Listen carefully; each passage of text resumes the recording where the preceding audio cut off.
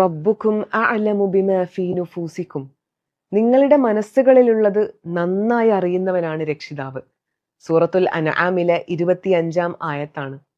നമ്മെക്കുറിച്ച് ആര് ഇല്ലാത്തത് പലതും പറഞ്ഞാലും, നമ്മുടെ ഉദ്ദേശശുദ്ധിയെ തന്നെ ചോദ്യം ചെയ്താലും, തെറ്റിദ്ധാരണ കൊണ്ട് എന്തൊക്കെ പറഞ്ഞു പരത്തിയാലും, കുത്തുവാക്കുകൾ എത്ര പറഞ്ഞാലും, നമ്മുടെ മനസ്സകം അള്ളാഹു അറിയുന്നിടത്തോളം നമ്മൾ ഒന്നുകൊണ്ടും പേടിക്കേണ്ടതില്ല.